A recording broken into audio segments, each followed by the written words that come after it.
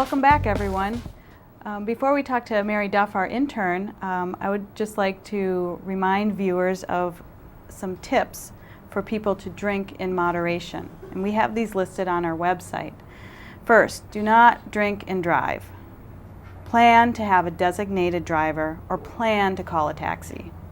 Know your limit. Do not drink to the point of intoxication. Eat something. Foods high in protein, such as cheeses or nuts, help to slow the absorption of alcohol into the circulatory system. Sip your drink. Drink slowly. 1 drink per hour. And the last tip is to alternate. Consider having an alcoholic drink and a non-alcoholic drink, and drink water throughout the evening. These tips can help people drink in moderation and drink responsibly. Now, joining me is Mary Duff, a Neenah native and a senior at Purdue University. Mary is just completing an internship at the Winnebago County Health Department. Welcome, Mary. Thank you. We saw your field segment. Can you tell us a little bit about yourself? Okay, well, as you said, I'm a senior this year at Purdue University down in Indiana. I am studying public health promotion, and then I'm also minoring in foods and nutrition. So it's been a pretty exciting time. Happy to see it finishing up, though. Yeah, finally, senior year. How did you get involved with Winnebago County Health Department?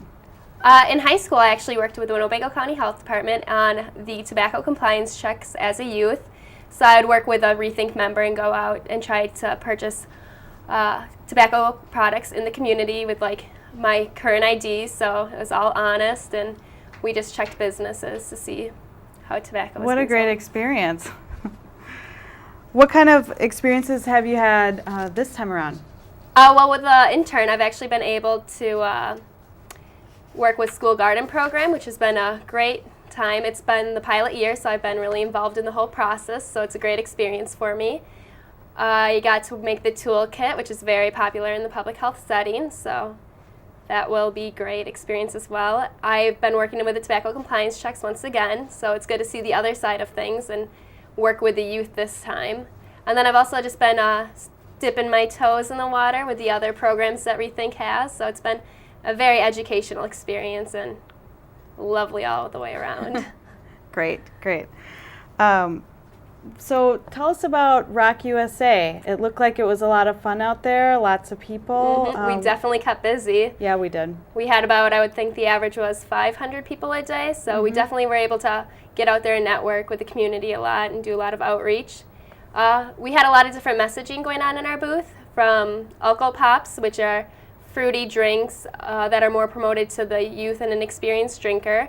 So we did a lot of education towards parents. And then we also had tobacco-related laws, and then 21 means 21. So it's really nice to get the experience and then also learn how to make your messaging concise and straightforward so that you didn't lose the audience's attention, because there is a lot going on at Rock USA, and you only have them for a short time. Yeah. So we were going through those messages pretty quickly. Yep. And so you also had a game at the... Oh, we actually had 2 games. Yeah, Okay. We had a Plinko game, which you saw is for the field segment.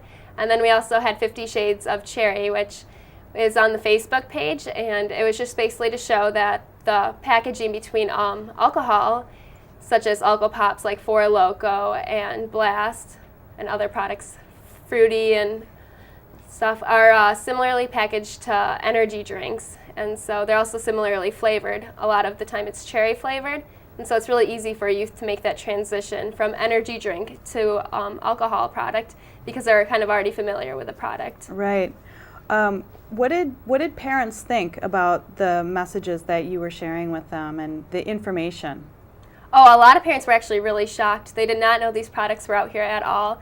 And to find out that they were being sold in convenience stores, not side to side necessarily, but at least in similar placed coolers, was shocking to them. They just couldn't believe that. And especially since a lot of the containers are similarly packaged, which they saw through the 50 Shades of Cherry game, they were concerned that their youth especially would not be able to make the difference between alcohol product and then energy drink product, and that discussion's being... Right, Yeah. and parents might not be able to tell the difference either if they're child was having an alcohol drink or non-alcohol drink. Mm-hmm. Now I thought you had to be 21 though to buy these products. Well, you do, but it seems that a lot of times youth are able to get their hands on it for one reason or another. And then so we just wanted to educate parents to be aware of what they look like, and then that they are out there, and just to kind of watch out for that issue, as it is a big one today. Right. Well, good. So we brought our board, our educational This is tool. one of the displays we had at Rock USA to show the difference between energy drink and alcohol product. And so you can't tell right away which ones of these contain alcohol and which ones don't. But there's 3 total.